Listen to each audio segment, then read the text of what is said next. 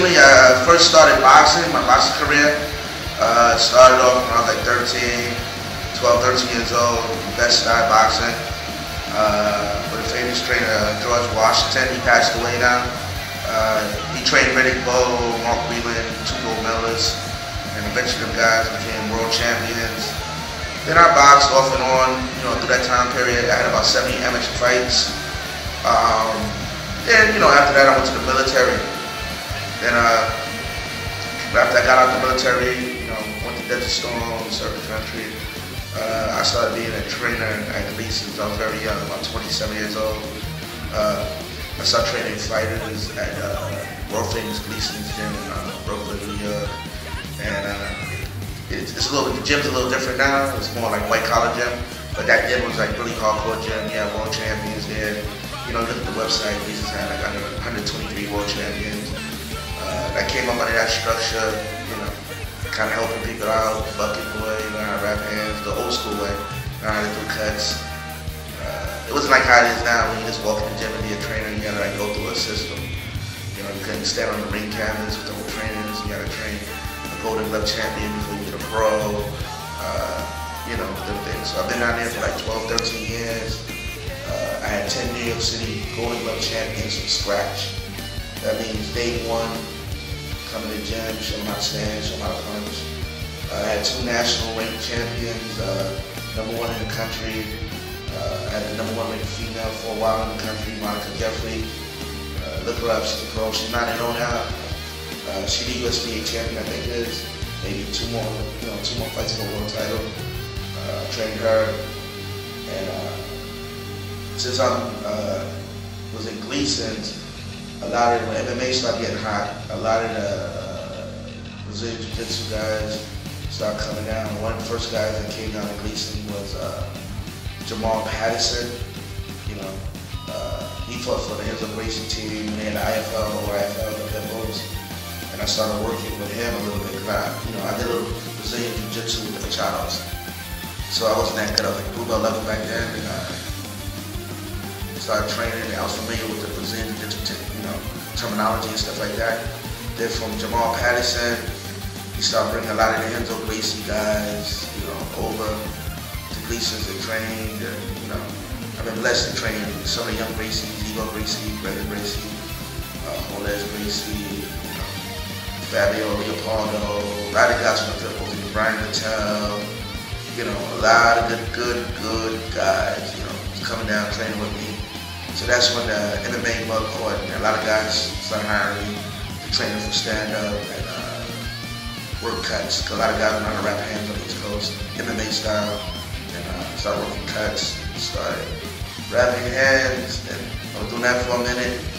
Then I also wanted to go to the next level, the fight game is about taking a gamble.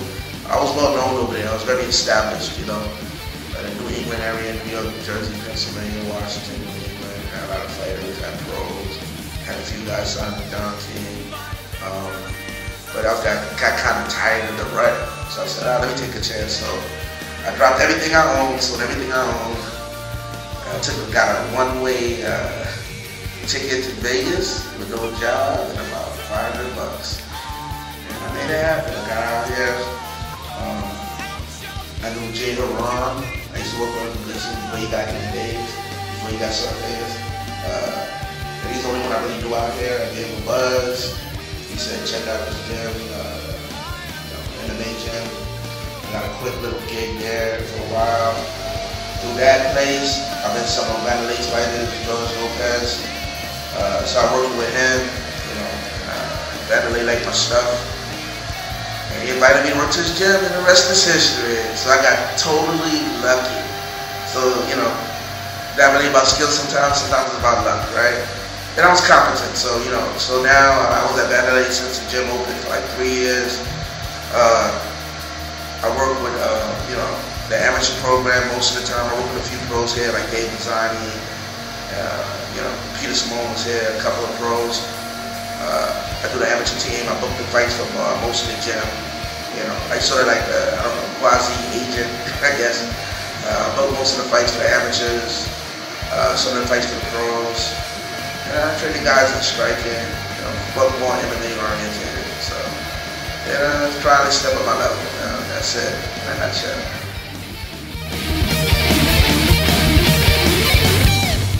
Things are really rocking, and Bentley is like, you know, they saved me, pulled me out from drowning, you know what I mean? Saved me a little bit. Him and his wife Tay is good people, man, trust me. You know, I've been around fighting in Vegas, and see the nonsense, so they're good people, so they saved me, pulled me out from drowning, and they give me the opportunity. A lot of times you have the skill, but you don't get the chance to shine, you know what I mean? You don't get the opportunity. A few things that are rising. I'm trying to maybe start like a little management company. You know, a couple of years. Still meeting a lot of people. They still ain't, you know, tight as I want it to be. So I'll give it 3 years to, you know, tighten back up. You know, we got like 37 amateurs. You know, I'm gonna fight for here. You know, I'm trying to get connected with, you know, we got some shows in Lebanon. You know, maybe Lebanon. And some stuff overseas. Like I'm trying to think outside the box, like ONE FC. You know, some other shows in Korea, some shows in Australia. You know, MMA is catching on worldwide, and I think some of the UFC is cool, but you know, the bottom line is everybody not gonna make it to the UFC. Only the elites, because that's like the most elite organization. But I'm trying to look outside the box for other guys who maybe don't make it to the UFC, or maybe on the cusp of making it to the UFC, but have other options so they can make a living too. And if the UFC calls, hey, it's all good. You know what I mean? So I'm trying to do that. I'm trying to get my foot back in shape, get back into doing jiu-jitsu a little bit. But besides that, everything is good, man, and I'm happy to be here in Vegas.